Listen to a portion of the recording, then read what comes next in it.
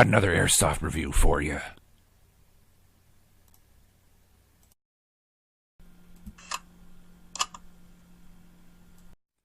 The real steel history of this pistol is pretty brief. Back in the day, SOCOM wanted a new pistol that was more than a sidearm. They wanted a true combat pistol that was meant to be used under aggressive, offensive conditions in close quarters. It had to be in 45 ACP, and they wanted it to be capable of taking a suppressor. The Mk23 was HK's submission. It was a beast of a handgun, with a large mag capacity and a revolutionary light and laser module under the barrel. Mind you, this is before rails were a thing. High-tech stuff for its time. The SEALs who actually used this gun jokingly referred to it as the world's only crew-served handgun, since it was about the size of a Desert Eagle and heavy as hell with all the attachments on board. This pistol didn't see a whole lot of success in real life, but its aggressive, futuristic look made it an icon of pop culture, especially following its appearance in the old PS1 hit Metal Gear Solid. It was Solid Snake's main sidearm in that classic game of stealth and tactical espionage, back when Konami was still pure and all was right in the gaming world.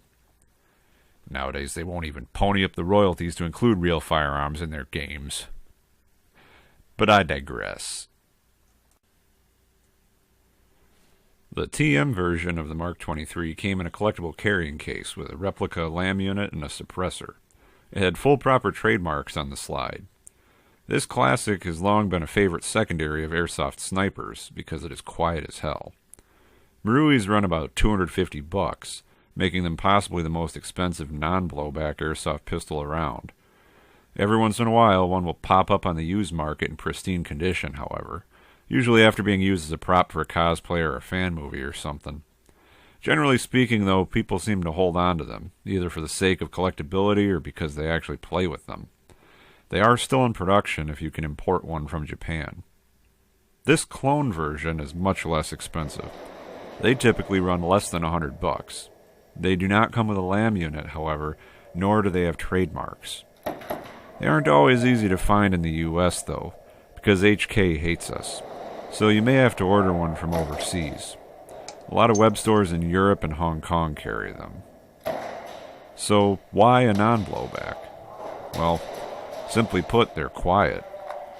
This particular gun's whole selling point is that it is the king of stealth.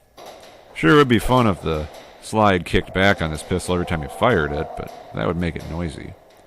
Another advantage of non-blowbacks is that they are generally more accurate than blowback pistols. There's no recoil. If you have a good trigger squeeze and a steady sight picture, your BB should go right where you want it. Of course, there are disadvantages to a non-blowback. The main one is that since the slide doesn't cycle, it doesn't lock back. There is nothing to tell you when your mag is empty and you are just shooting air. This exact thing happens to me towards the end of my gameplay footage in this video, in fact. The other disadvantage is that you don't get the satisfaction of a replica that kicks when you fire it. Trust me though, this is completely outweighed by the absolute befuddlement of people who call their hit and look around in total bewilderment as to where the fuck they just got shot from, because they never heard a goddamn thing. My first impression of this gun was great. The plastic didn't feel particularly creaky or cheap, and the gun was pretty damn quiet. I bought mine used from Slipmad of the Minnesota Airsoft community. It had already seen a few different owners before he got it, though, and unfortunately, he never had the suppressor for it.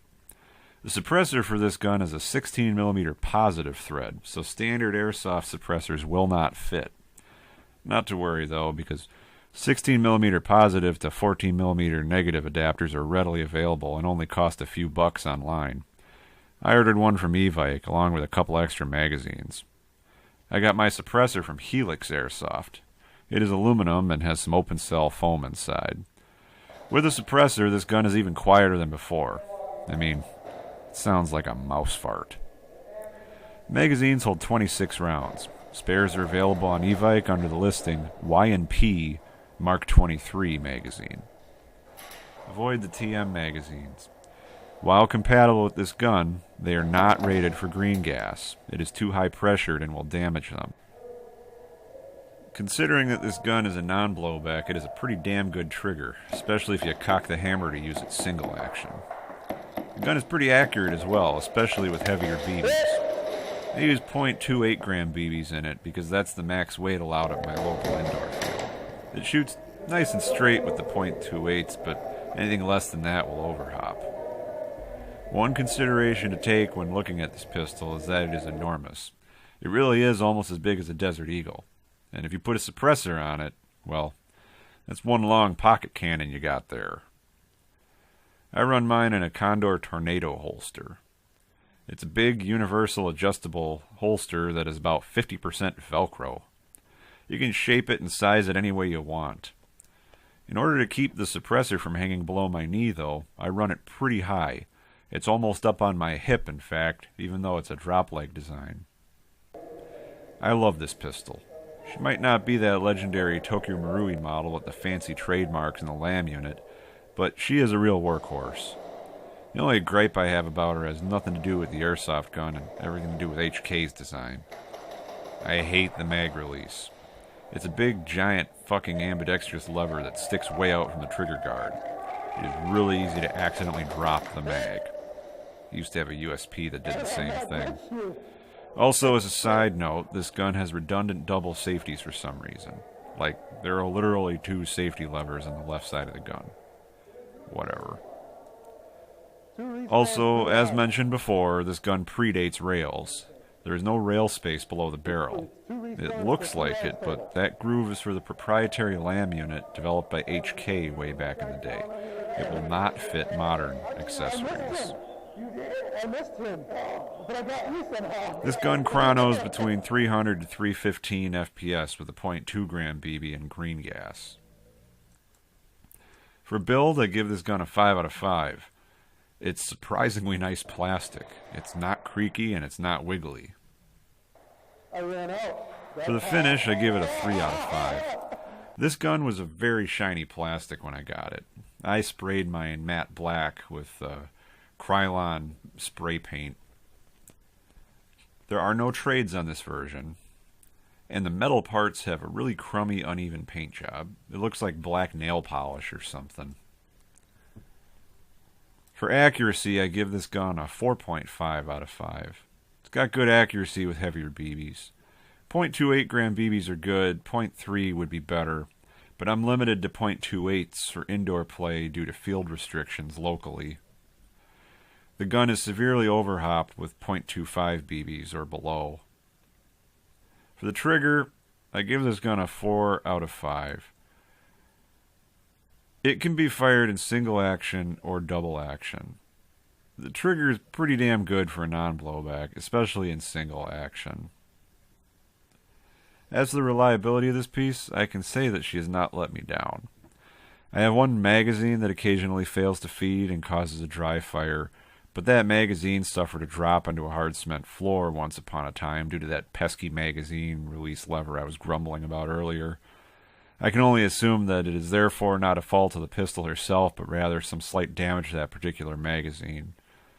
Following the fall, that magazine sprayed gas everywhere and leaked pretty bad. I had to disassemble it and reassemble it with a little bit of yellow gas thread tape on certain parts in order to repair it. The gun herself, however, is going strong.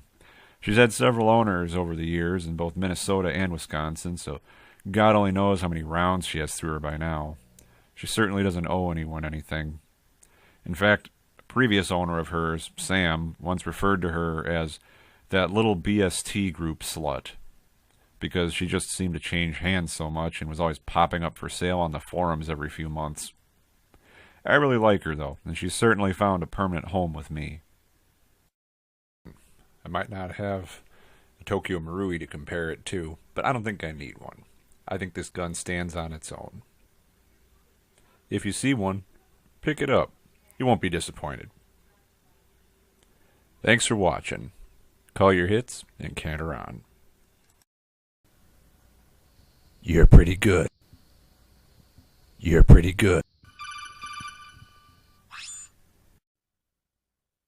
You're pretty good. You're pretty good. You're pretty good. You're pretty good.